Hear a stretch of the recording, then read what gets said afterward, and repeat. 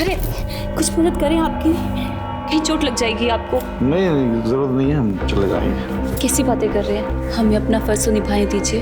पत्नी है हम आपके, संभाल के। Thank you thank you thank you. अरे अरे ये क्या कर रही हो तुम? टेम्परेरी ही सही, पर हम पति पत्नी हैं, और कौन सी पत्नी नहीं चाहेगी कि वो अपने पति को खुश ना करे।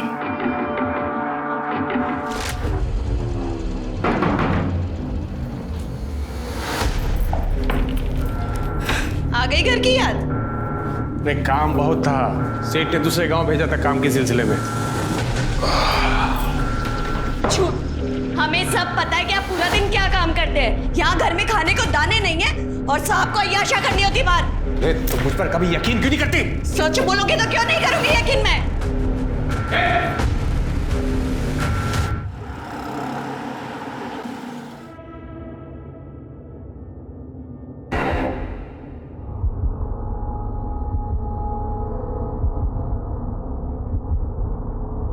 पुष्पा,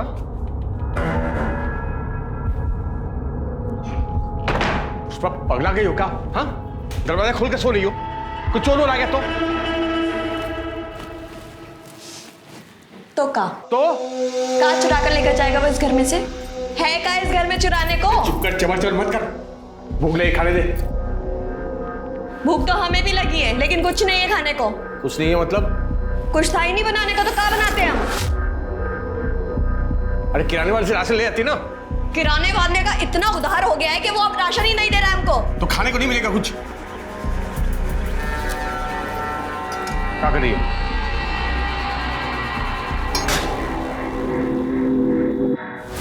पियो और सो जाओ। अब से ये ही मिलेगा जब तक तुम पैसे का इंतजाम नहीं करते हो। मजाक बना के रख दिया। मजाक तो तुमने हमारी जिंदगी का बना के रख दिया है।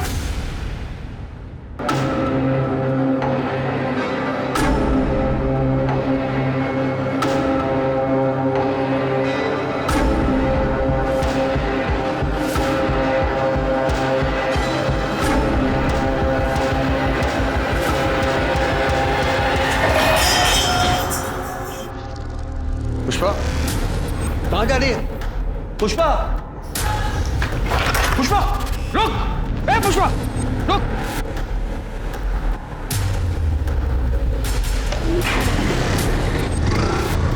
कहाँ भाग रही?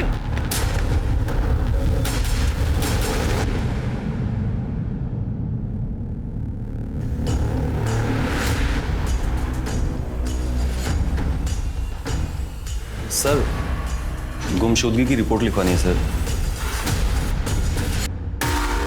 पुष्पा नाम है सर, 28 साल की है। 2 दिन हो गए सर गायब हुए। और आप कौन है? क्या लगता है इनके? सर ये जानने वाली बहन की तरह है सर। ये तो शादीशुदा लगती है। हाँ सर। तो इनके पति का है, वो क्यों नहीं आया कंप्लेंट लिखवाने? सर इनके पति का नाम लल्लन है, दिल्ली में छोटा सा बिजनेस है सर, तो चिलकाना और भुल्ली गांव आना जाना होता रहता है। वो यहाँ इसलिए नहीं आया क्योंकि पुष्पा ने लल्लन को छोड़ दिया है सर। वो सरपंच है ना सर, प्रताप यादव, भुल्ली गांव के, उनसे शादी करने वाली थी। लेकिन 2 दिन पहले मुझे रात को कॉल आया कि पुष्पा। हेलो हेलो अखिलेश, तुम हमें लेने आ सकते हो? अभी?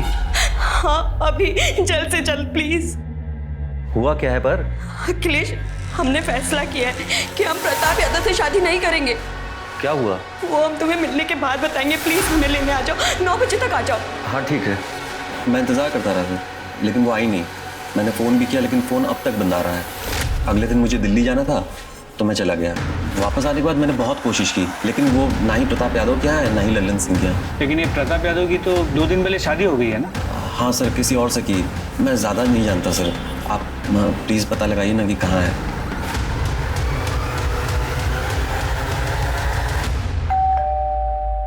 अरे हमें क्या पता पुष्पा कहाँ है? अभी कुछ दिन पहले सरपंच कार्यालय से एक लड़का भी आया था उसके बारे में पूछने के लिए। जानते हैं हम, इसलिए यहाँ आए। आपकी और पुष्पा की शादी होने वाली थी ना? हाँ, हम पुष्पा से शादी करने वाले थे, वो अपने पति से तलाक दे के हमारी मदद के लिए आई थी, लेकिन शादी से एक दिन पहले वो गायब हो गई।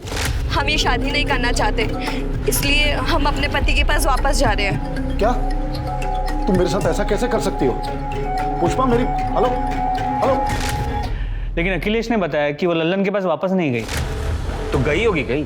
देखिए, पुष्पा ने जो भैया को बताया हमने आपको बता दिया। पता है उसकी वजह से हमें कितनी परेशानी हुई। शत्रु, नाक कटने की नौबत आ गई थी दरोगा जी हमारी। एक दिन बाद शादी थी, आसपास के तमाम गांव में निमंत्रण दिया हुआ था। वो तो भगवान की कृपा है कि शादी से एक दिन पहले हमें सपना मिल गई जिनसे हमारी शादी हुई, वरना कितनी बदनामी होती है हमारी। लीजिए चाय पीजिए।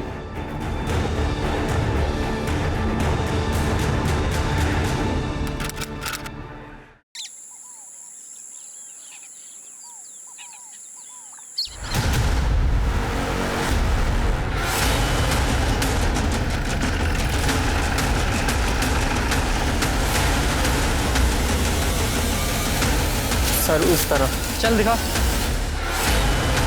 पूजा जरा चेक करो। गुप्ता आसपास चेक करो। सर बॉडी को देख के इसकी उम्र तो नहीं बता सकता, लेकिन लड़की यंग ही होगी। सर ये कहना भी मुश्किल है कि ये मर्डर है भी या नहीं। पूजा जरा इसका हाथ देख, ये अंगूठी निकालो इसका। शर्मा, तुम्हें याद है दिसंबर के महीने में हमारे थाने में एक औरत की मिसिंग कंप्लेंट दर्ज हुई थी? वो सरपंच जिसकी शादी होने वाली थी, जिसकी बीवी शादी से एक दिन पहले भाग गई थी, उस औरत की। तुम्हारे फोन में उसकी फोटो होगी, जरा मैच करके देखो। सर है, जरा जूम करो इसके हाथ पे, इसकी अंगूठी को, और इस अंगूठी से मैच करो। एग्जैक्टली वही है। सर अंगूठी देख के तो ऐसा लगता है कि पुष्पा की है, पर हाँ, कंफर्मेशन के लिए हम उसकी फैमिली से डीएनए मैच कराना चाहते हैं। उसके किसी फैमिली मेंबर को जानते हो? नहीं सर, मैं तो नहीं जानता, लेकिन लल्लन जानता होगा सर।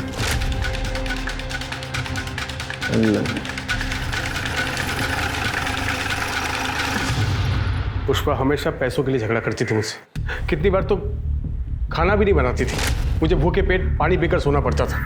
3 महीने पहले वो घर छोड़कर चली गई। बाद में पता चला कि वो भुल्ली गांव के सरपंच की वहाँ ठहरी हुई और उसी सरपंच प्रताप यादव के साथ शादी करने वाली है। उसके बाद उसका क्या हुआ मुझे नहीं मालूम, और मैं जानने की कोशिश भी नहीं की। तो तुम्हारे कहने का मतलब ये है कि पुष्पा ने जब तुम्हारा घर छोड़ा उसके बाद से तुमने उससे कभी बात नहीं की? कसम से सर, कभी बात तक नहीं की मैंने उससे। अच्छा, झूठ बोलता है हमारे साथ। पुष्पा के कॉल रिकॉर्ड्स हैं हमारे पास। 13 दिसंबर की रात को उसने तुझसे फोन पे बात की थी, उसके बाद वो गायब हुई है। हाँ सर, एक कॉल आया था मुझे। मैं हेलो हेलो बोल रहा था, लेकिन सामने से कोई आवाज़ नहीं आ रही थी, तो मुझे लगा कि कॉल अचानक कट गया। और फिर तेरी कोई बात नहीं, तूने कॉल बैक भी नहीं किया? हाँ, मैंने दोबारा कॉल नहीं किया क्योंकि मुझे इस बात का गुस्सा है कि वो मुझे छोड़ कर गई है। लेकिन आप ये सब क्यों पूछ रहे हैं? क्या मिल गई क्या आपको? वो नहीं मिली है, लेकिन एक औरत की लाश मिली है। क्या? और हमें शक है कि वो पुष्पा की हो सकती है। लाश? शर्मा जरा वो अंगूठी दिखाओ, जरा ये अंगूठी देखो और बताओ पुष्पा की है क्या ये? ऐसी अंगूठी पुष्पा भी पहनती थी। भी मतलब इस तरह की अंगूठी गांव की हर औरत पहनती है, मंदिर के बाहर बिकती है साहब। लेकिन ये पुष्पा की है या नहीं ये बता नहीं सकता सर। पुष्पा की फैमिली में कोई और भी है? कि फैमिली में सर एक भाई है, हरी शुक्ला, कानपुर में रहता है। नंबर दो उसका। शर्मा, ये पुष्पा के भाई हरि प्रसाद का पता लगाओ और उसका डीएनए सैंपल कलेक्ट करो, और ये लल्लन, इसकी पूरी कुंडली निकालो। ऐसा करो, एक कांस्टेबल को सादी वर्दी में इस लल्लन पर नजर रखने के लिए बोलो।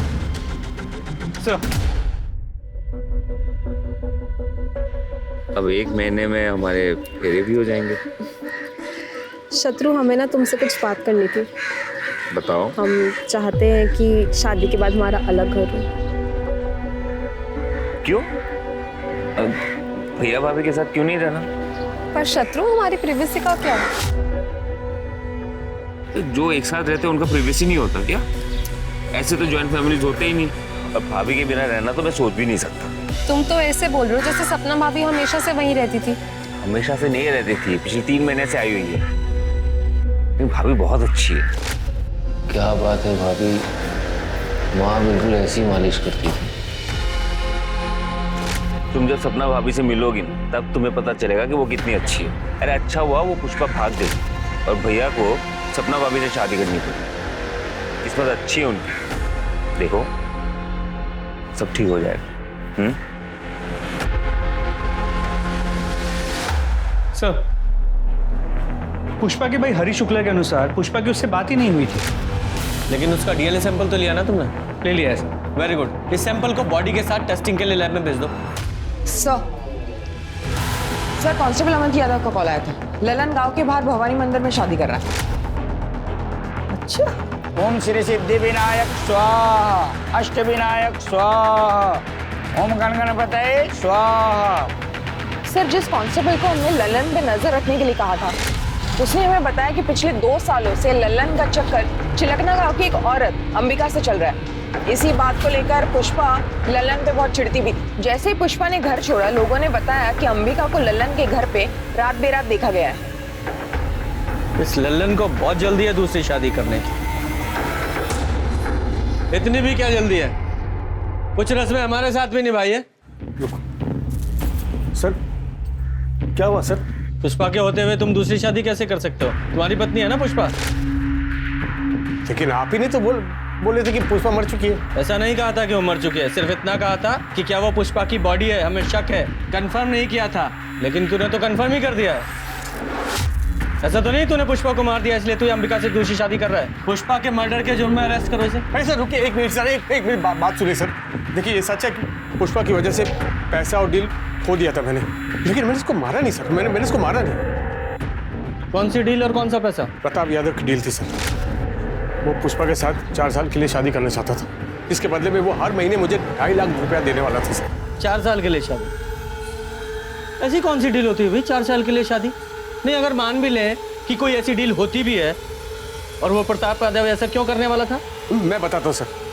ये जो प्रताप यादव है ये 2 बार से सरपंच पद पे था, लेकिन इस साल सरपंच की सीट औरतों के लिए आरक्षित थी और वो कुंवारा था, इसलिए वो चाहता था कि कोई औरत नकली पत्नी बनके उसके साथ रहे सर, बस और कुछ नहीं। तो पुष्पा ही क्यों? देखिए सर वो मुझे स्कूल के टाइम से जानता था, इसलिए वो मेरे घर पे आया और ये सब। अरे ऐसे कैसे दे दे अपनी पत्नी को प्रताप? और आगे होगा। ठंडे दिमाग से हमारी बात को समझो लल्लन। देखो हम तुम्हारे बचपन के स्कूल के दोस्त हैं, हमको मना कर रहे हो तुम। वैसे भी हमको एक औरत चाहिए जिसे भूलनी गाँव में कोई नहीं जानता। अरे नकली शादी है, डील है डील। अरे कैसे हम अपनी पत्नी को तुमको दे दे? कुछ भी। हम तैयार है जी। क्या बात कर रही हो? बोरा तो आप गए जो घर आई लक्ष्मी को मना कर रहे हैं। तो उसके लिए हमारी गृह लक्ष्मी को किसी गैर मर्द के साथ भेज दे, उसके साथ सुला दे क्या? अरे क्या बोल रहे हो? नकली शादी है, हाथ भी नहीं लगाएंगे पुष्पा को हम। अलग कमरे में रखेंगे उसको, बस पब्लिक के सामने हमारे साथ रहना पड़ेगा और सरपंची का काम सिखा देंगे इसको हम। बिल्कुल चिंता मत करो। हैं? हाँ बोलो। हम तैयार है प्रताप जी। बताइए कब करनी है नकली शादी? बहुत बढ़िया, ये हुई बात। अरे सुनो पकड़ो आप प्रताप 1.5 लाख रुपए रखो पैसा। और सुनो बस एक काम करना है कि 4 साल तक पुष्पा को फोन नहीं करोगे तुम। हाँ ठीक है, तैयारी करो। पुष्पा के अंदर पैसों का लालच भरा पड़ा था सर। पैसे को देखते ही नीयत खराब हो जाती थी उसकी। एक दिन पैसा लेकर भाग गए मेरे घर से सर। कहाँ भागी? किसके साथ भागी वो? कौन था वो आदमी? चेहरा ठीक से देख नहीं पाया, हेलमेट पहना हुआ था, लेकिन बाद में मालूम पड़ा कि वो प्रताप यादव के घर पे है, उसके साथ शादी करना चाहती है। तो अखिलेश ने तुझे यह नहीं बताया कि पुष्पा ने प्रताप के साथ शादी नहीं की है, वो वहां से भी भाग गई है? हाँ बताया था सर उसने, लेकिन वो यहाँ भी नहीं आई। शायद वो बाइक वाले के साथ भाग गई होगी। उसे वैसे भी मेरी नहीं पड़ी सर। मैं इसके बारे में क्यों सोचूं सर, और क्यों ना करूं मैं दूसरी शादी? बताइए मुझे। नहीं, कहानी तूने अच्छी सुनाई है। कहीं ऐसा तो नहीं है कि पुष्पा ने तुझे फोन किया हो कि मैं प्रताप के साथ शादी नहीं कर रही हूँ, अपने घर वापस आ रही हूँ? तुझे तो अंबिका के साथ शादी करनी थी तो तू डर गया। अरे अगर वो आ जाएगी तो इसके साथ शादी कैसे करेगा, इसलिए तूने उसे रास्ते से हटा दिया, सीधा मार ही डाला उसे। भुल्ली गांव के बाहर जो लाश मिली है वो पुष्पा की है ना? वहीं मारा ना तूने उसे? कसम से बोल रहा हूँ, मुझे नहीं पता, मैंने उसको नहीं मारा सर। वो तो हम पता लगा ही लेंगे कि किसने मारा है जब तक केस सॉल्व नहीं हो जाता। गांव के बाहर नहीं जाएगा तू। और हाँ, ये दूसरी शादी करने की भी जरूरत नहीं है, समझ गया? वरना तेरी बारात थाने से निकालूंगा मैं।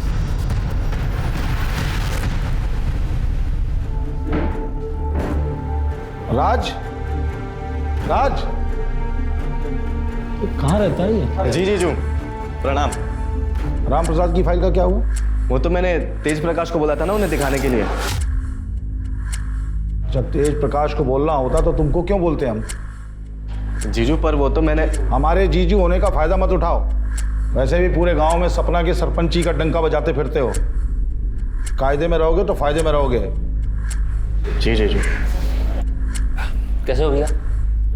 नमस्ते भाभी। नमस्ते। अच्छा भैया, वो ट्यूबवेल वाले केस में शास्त्री जी मान गए। देखा, सीखो इनसे कुछ। हमारे भाई होने के नाते अकड़ सकते हैं, लेकिन नहीं, जो काम हम इनको बोलते हैं पूरी ईमानदारी से पूरा करते हैं, किसी दूसरे पे थोपते नहीं हैं, समझे? जीजू पर वो काम मैं सही तो कह रहे हैं, कुछ सीखो शत्रु से। पर नहीं, तुम्हारे दिमाग में तो गोबर भरा है। अब खड़े क्या हो, जाओ यहाँ से। शत्रु, आज तुम्हारी शादी के कार्ड छपके आ जाएंगे और आज हम तुम्हारी पसंद का खाना बनाएंगे। जी भाभी। चले जी।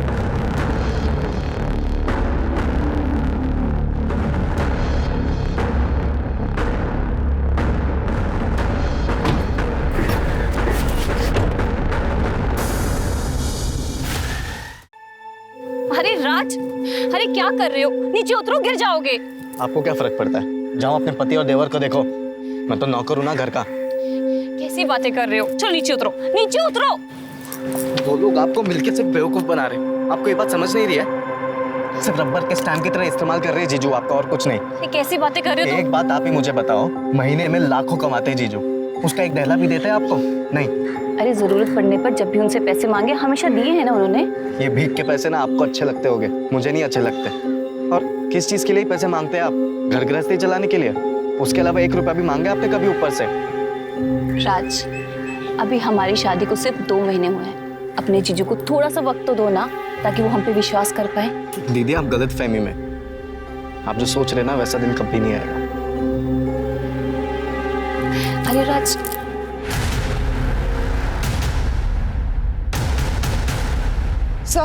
सर हमने प्रताप के बारे में पता किया तो उसका राइट हैंड तेज प्रकाश एक हिस्ट्री शीटर है।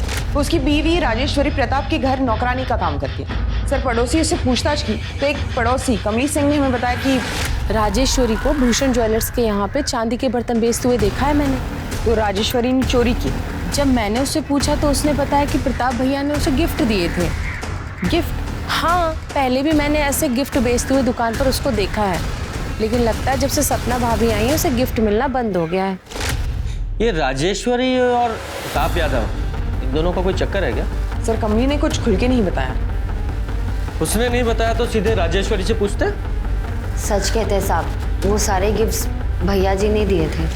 साहब हम भैया जी के गिफ्ट घर पे नहीं रख सकते थे, इसलिए हमने बेच दिया, क्योंकि वो भैया जी और शत्रु अच्छे आदमी नहीं है।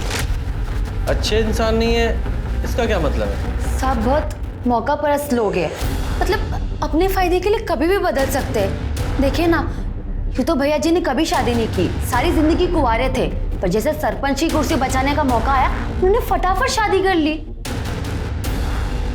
भैया जी की पीने की आदत है, पीने के बाद वो बहुत बदतमीजी करते हैं।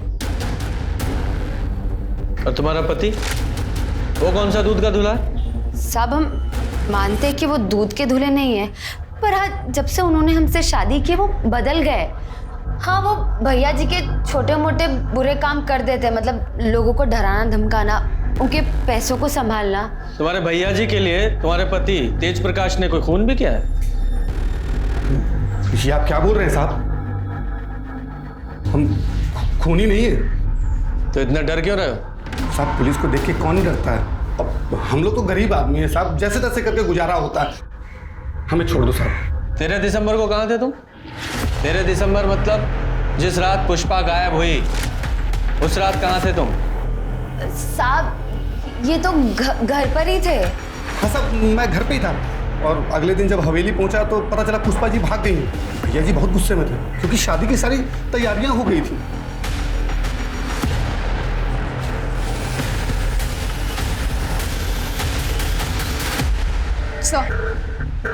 सर डीएनए रिपोर्ट आ गई है। बॉडी का डीएनए पुष्पा के भाई हरी शुक्ला से मैच हो गया। तो मतलब साफ है बॉडी पुष्पा की ही है। सर, और सर पोस्टमार्टम रिपोर्ट के हिसाब से पुष्पा की मौत 13 दिसंबर की रात को ही हुई थी। और इस अखिलेश ने हमें बताया था कि पुष्पा का 13 दिसंबर की रात को 8 बजे फोन आया था और 9 बजे दोनों मिलने वाले थे, लेकिन पुष्पा अखिलेश से मिलने पहुंची ही नहीं, मतलब तब तक वो मर चुकी थी। सवाल तो वहीं का वहीं है कि उसे मारा किसने? सर लल्लन? मुझे नहीं लगता। मैंने लल्लन और अंबिका की मोबाइल की लोकेशन चेक की। उस रात दोनों की मोबाइल की लोकेशन ना तो जंगल के पास की थी और ना ही भूलनी गांव। दोनों की लोकेशन लल्लन के घर के पास की ही थी। लेकिन ये भी तो हो सकता है लल्लन ने पुष्पा को मारने के लिए किसी को सुपारी दी हो, क्योंकि पुष्पा न सिर्फ किसी और की बीवी बनने के लिए तैयार हो गई थी, बल्कि लल्लन ने जो डील का पैसा एडवांस में लिया था 1.5 लाख रुपया, वो भी लेकर भाग गई थी। इस लल्लन के पास पुष्पा को मारने का सबसे स्ट्रॉन्ग मोटिव है। इसे अरेस्ट करो। तब तक मैं प्रताप यादव से जरा पता करता हूँ कि पुष्पा के बारे में उसने हमसे झूठ क्यों बोला। तुम मानते हो तुमने ऐसी डील ऑफर की थी? हाँ की थी। तो कौन सा नया काम है इस देश में ये? और इतनी आसानी से अपनी कुर्सी कौन जाने देता है? और हम तो इस कुर्सी पे लोगों की भलाई के लिए बैठे हैं और कोई गैर कानूनी काम हमने नहीं किया। लल्लन को अच्छे खासे पैसे का वादा किया था, 1.5 लाख रुपए एडवांस दिए थे, और वो पुष्पा तो खुद हमारे दरवाजे पे आई थी, शादी करने के लिए तैयार थी। एंड टाइम पे धोखा दे दिया उसने। उसने धोखा दिया, मार दिया उसे।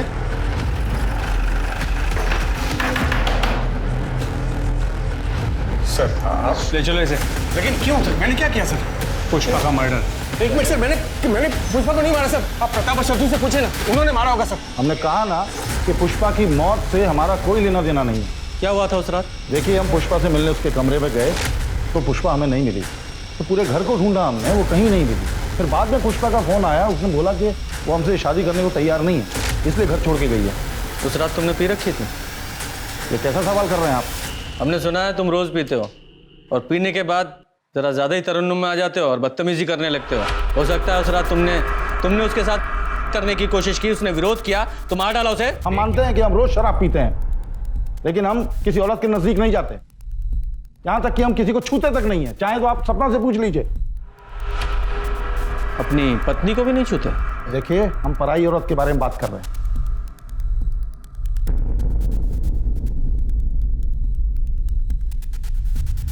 तेरह तारीख को कहाँ था तू? मंगेतर के साथ फिल्म देखने गया था सहारनपुर में।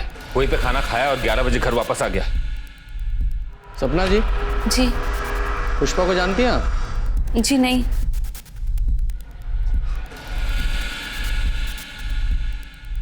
राजेश्वरी को आप बड़े महंगे तोहफे देते हैं। हाँ, बोनस, होली दिवाली देते हैं। क्यों? हमें पता चला है कि राजेश्वरी मार्केट में बड़े महंगे महंगे सामान बेच रही है, ये कहकर कि वो तोहफे आप उसे देते थे। अपना लॉकर, अपना सामान जरा चेक कर लीजिएगा।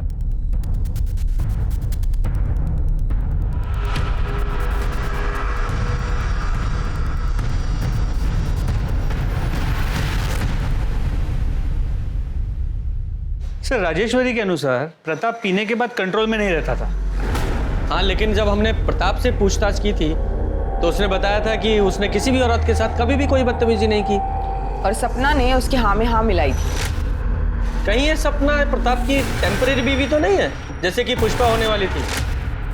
हो सकता है सर। तो गांव में जाकर पता करो, इस प्रताप ने कभी किसी गांव वाली औरत के साथ कोई बदतमीजी की थी क्या?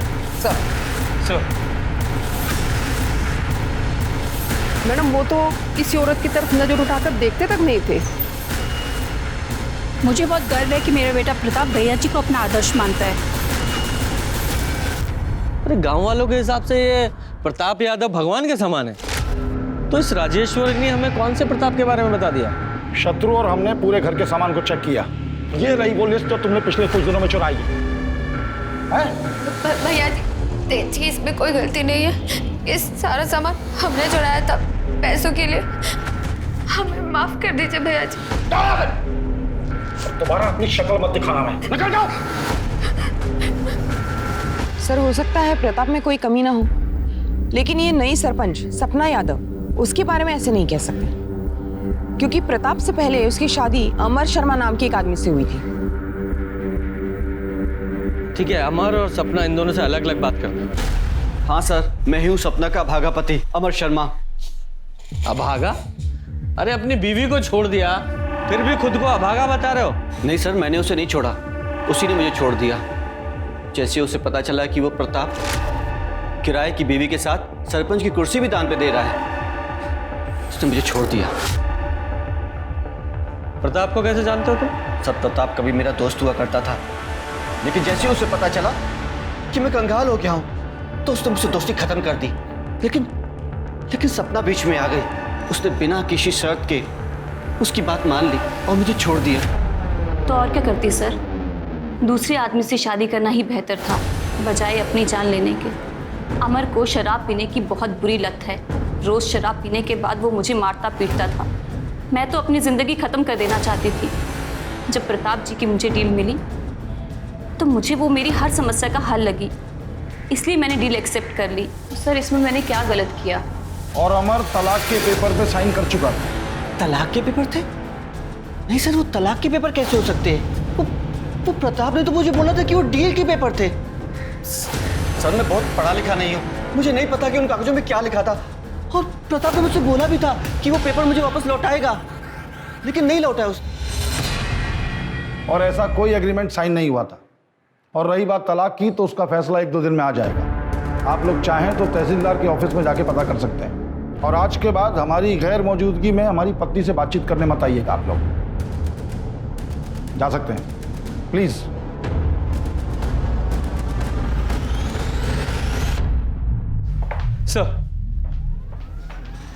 सर 10 तारीख की रात पुष्पा जिस बाइक पे भागी थी, कहाँ भागी? वो बाइक पुष्पा को पिक करने से पहले एक गैराज में रुकी थी।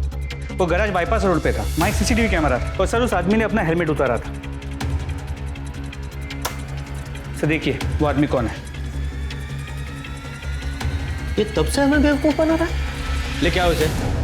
तुम्हारी लोकेशन रिकॉर्ड के हिसाब से पहले उस रात तुमने अपनी बाइक का पंचर बनवाया, फिर पुष्पा को पिकअप किया, उसे प्रताप के घर छोड़ा, उसके बाद तुम अपने घर चले गए। सही कहा मैंने? सर मैं मानता हूँ कि उस रात घर से भागने में पुष्पा की मदद मैंने की थी। ए रुक पुष्पा! दरअसल क्या हुआ था सर कि पुष्पा को लल्लन और अंबिका के रिश्ते के बारे में मालूम चल गया था। वो बहुत डरी हुई थी सर अपने भविष्य को लेकर, इसलिए उसने सोचा कि क्यों ना 4 साल के लिए प्रताप की बीवी बन जाए। और वो पैसे सर जो उसकी डील के थे वो उसने लिए थे घर से। सर मैंने ही उसे प्रताप के घर छोड़ा था। 2 दिन बाद उसका फिर से फ़ोन आया और उसने मुझे बुलाया, जैसा कि मैंने सर आपको बताया भी है कि मैं वहाँ गया था। जरा अच्छे से याद करके बताओ, उस रात पुष्पा ने फोन पर तुमसे क्या कहा था? हेलो अखिलेश, हम प्रताप यादव से शादी नहीं कर सकते। क्या हुआ? यहाँ की नौकरानी राजेश्वरी को हमने चोरी करते हुए पकड़ा। बहुत हंगामा हुआ और उसके पति तेज, उसने हमें चाकू दिखाकर धमकाया, कहने लगा कि हम अपना मुंह बंद रखें। तुम ठीक तो हो?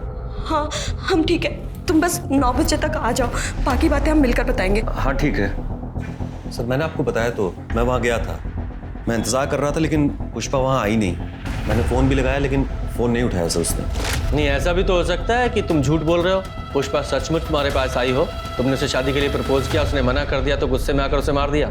क्यों नहीं हो सकता? सर आप ये क्या बोल रहे हैं? पुष्पा को बहन मानता था मैं।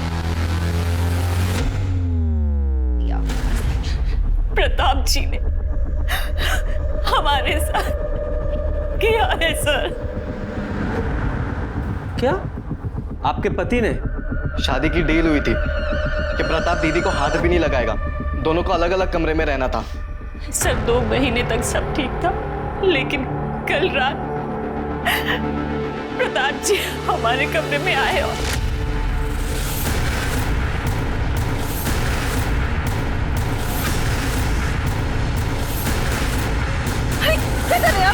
झूठ बोल रही हो सपना, दिमाग चल गया उसका। तो तुमने सपना के साथ जबरदस्ती नहीं की? जी बिल्कुल नहीं।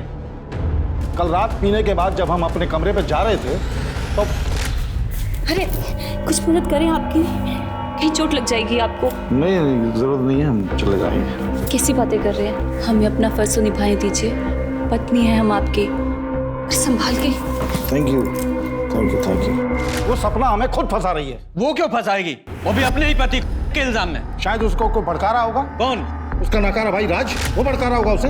कौन किसे भड़का रहा है और कौन छुपा रहा है वो तो हम पता लगा ही लेंगे। फिलहाल तो हमने सपना को मेडिकल के लिए भेजा है। प्रताप झूठ बोल रहा है सर, हम तो सिर्फ नाम के सरपंच हैं, एक रबर स्टैंप है, हमें कब क्या कैसे करना है, इन सब का फैसला प्रताप जी करते हैं। और सर, दोनों ही सूरतों में तो बदनामी हमारी ही होगी। हमें तो हमारी जान जाने का भी खतरा है कि हमारे साथ भी वो ना हो जाए जो पुष्पा के साथ। आपका कहने का मतलब है कि प्रताप ने पुष्पा को मारा? हमें नहीं पता सर, हम कुछ नहीं जानते। प्रताप है, ये इतना पावरफुल आदमी है कि इसके लिए कुछ भी नामुमकिन नहीं है। और वो तेज और शत्रु उसके एक आवाज पे कुछ भी करने के लिए खड़े हो जाएंगे। सर प्लीज आप दीदी को प्रोटेक्शन दे दीजिए। देखिए, इनकी मेडिकल रिपोर्ट आने तक हम ऐसा नहीं कर सकते, हमें रुकना पड़ेगा। सर पर दीदी सरपंच है, आप इतना तो कर ही सकते हैं।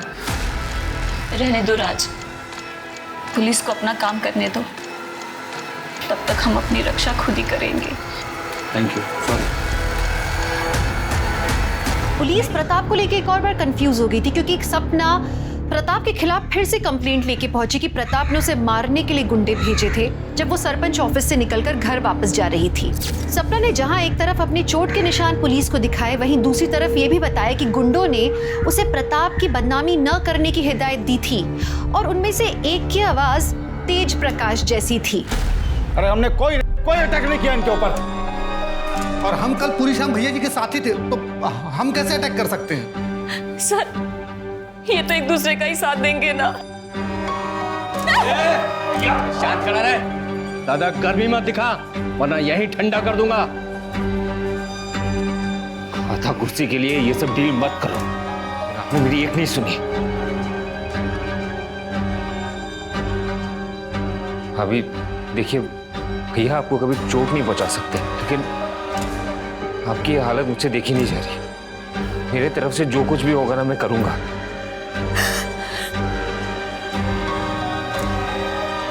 आप आराम से घर में रहिए, आपको कोई नुकसान नहीं पहुंचाएगा। अगर किसी ने भी ना आंख उठा के देखा या इनकी कंप्लेन आई तो अंजाम बहुत बुरा होने वाला है, समझ गया?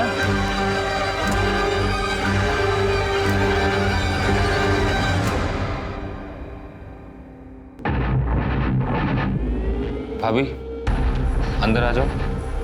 हाँ आ जाओ। ये दवाई लेके आया था मैंने, आपके दर्द में आराम मिल जाएगा, लगा दूं? सर लोकल न्यूज़ देखिए। क्या हुआ? सर लगाइए तो।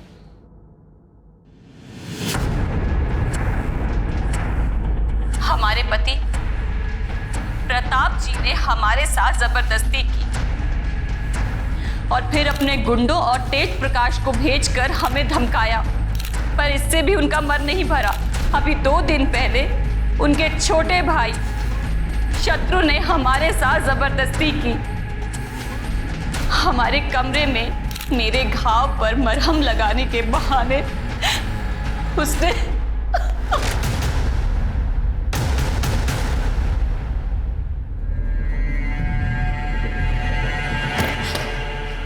शत्रु एक नंबर के धोखेबाज हो तुम, एक नंबर के धोखेबाज हो तुम। मेरी जिंदगी बर्बाद कर दी तुमने। जब तुम सपना भाभी की तारीफ करते थे, जब तुम कहते थे कि तुम उनसे प्यार करते हो, मैंने कभी नहीं सोचा था तुम इतने घटिया इंसान हो गए। बेटा तुम नहीं, आप तो प्लीज रहने दीजिए, आप बीच में ना ही बोलिए। वैसे भी किसी से मैं शादी नहीं कर सकती, तो आप भूल जाइए। इस घर की कभी बहू बनूंगी मैं। ये रिश्ता मैं तोड़ती हूँ, शक्ल मत दिखाना कभी अपनी। पिंकी, शत्रु चिंता मत करना है, हम सब ठीक कर देंगे। बिल्कुल चिंता मत करना, अभी बात करते हैं। मुझे इस प्रताप से फिर से बात करनी होगी, तुम जाके तेज का पता लगाओ। सर क्या नाम?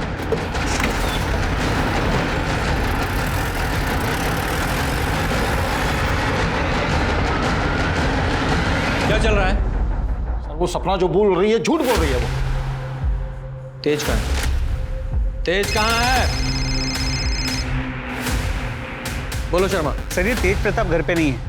राजेश्वरी ने बताया कि प्रताप के कहने पे वो सपना को गया। सर मैं सपना का फोन बार बार ट्राई कर रहा हूँ, लेकिन उसका फोन नॉट रीचेबल आ रहा है। ठीक है। तेज कहाँ है? हमको क्या मालूम? अरेस्ट करो सर और जरा चेक करो। सर 1 मिनट यहाँ आइए।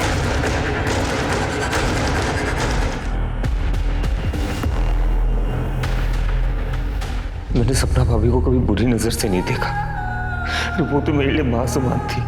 उनकी गलत इल्जाम ने मेरी जिंदगी बर्बाद कर दी। मैं फिर भी लड़ने के लिए तैयार था। पिंकी ने मुझसे रिश्ता तोड़ दी। अब मेरे लिए जीने का कोई मतलब नहीं है भैया, मुझे माफ कर दो।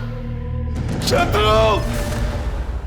हाँ बोलो सर। फर्टिलाइजर प्लांट के पास एक बॉडी मिली, मैं वही जा रहा हूँ। ठीक है, पहुंचता हूँ। सर बॉडी तेज प्रकाश की, सिर के पीछे किसी भारी चीज से वार किया गया है। और सर इसकी पॉकेट से ये टूटा हुआ मोबाइल फोन मिला। और ये लॉकेट यहाँ पास में ही पड़ा हुआ मिला।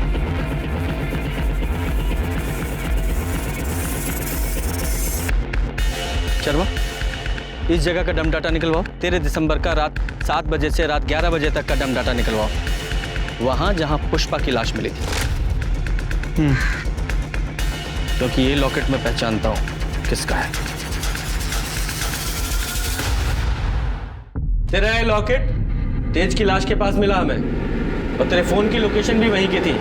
और यही नहीं, 3 महीने पहले जिस जंगल में पुष्पा की लाश मिली, वहां भी तेरे फोन की लोकेशन उसी समय की दिखा रहा है। बोल क्या कहना तुझे?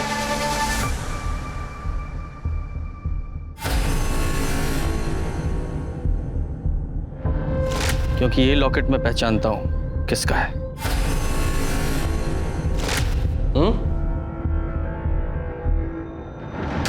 सोच लो, अभी भी टाइम है। बोलो।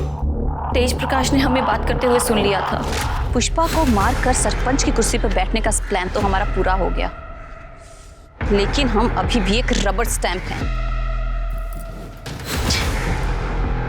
इन दोनों भाइयों के ऊपर का इल्जाम लगा के हमें गांव वालों से भर भर के सहानुभूति मिल रही है। तुम देखना, वो दिन दूर नहीं, सत्ता की बागडोर हमारे हाथ से दूर नहीं, और ये दोनों भाई अब जेल में सड़ेंगे।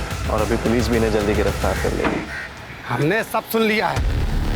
वो ने जो कुछ भी भैया जी के लिए किया ना, उसके लिए जिंदगी भर जेल में सड़ोगे। रुको, मैं भी पुलिस को बताता हूँ। राज, पकड़ो उसे।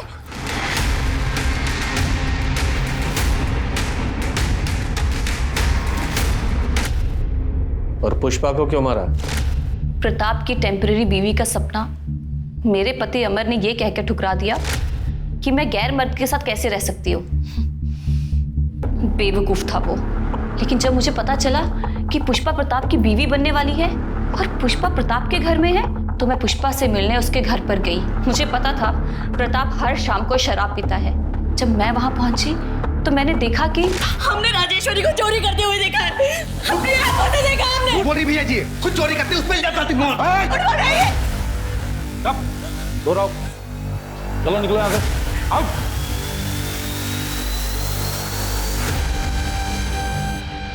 चिंता मत करो, हम हैं तुम्हारे साथ। अरे हम, आप हमें छू नहीं सकते हैं। सॉरी पुष्पा। मैं पुष्पा के कमरे में गई और उसे मैंने बताया कि प्रताप शराब पीने के बाद एक अलग आदमी बन जाता है। मैंने कहा था ना तुम्हें, देख लिया ना अपनी आंखों से। पर उन्होंने वादा किया था कि वो हमें कभी नहीं छुएंगे। पुष्पा, कोई भी आदमी इस बात पे कायम नहीं रह सकता। और प्रताप जैसा आदमी जिसके पास सत्ता की कुर्सी है, पावर है, वो तो कभी भी नहीं। देखो पुष्पा, अगर तुम अपनी इज्जत बचाना चाहती हो तो चली जाओ यहाँ से। ना जाने कितनी ही औरतें इसकी दरिंदगी का शिकार हुई हैं, और इन आदमियों को क्या है, इनको तो रोज कोई ना कोई चाहिए। हाँ, तुम सही कह रही हो। देखो, हम तुम्हें घर छोड़ देते हैं, हम बाहर तुम्हें मिलेंगे। तुम अपना सामान जल्दी से पैक कर लो। हेलो अखिलेश,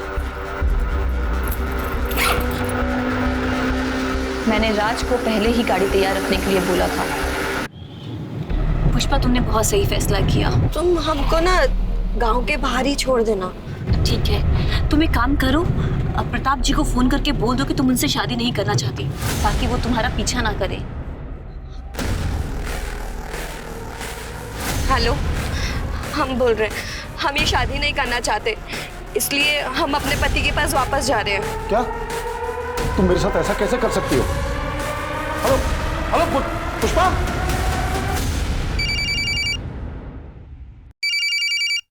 अरे ये क्या कर रही हो?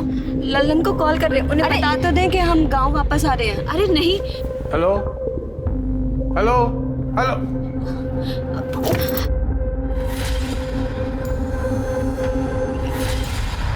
पुष्पा की लाश को हमने जंगल में फेंक दिया, उसके कपड़े जला दिए और 1.5 लाख रुपए मैंने अपने पास रख लिए और फिर हमने गाड़ी को अच्छे से साफ करके उसे बेच दिया।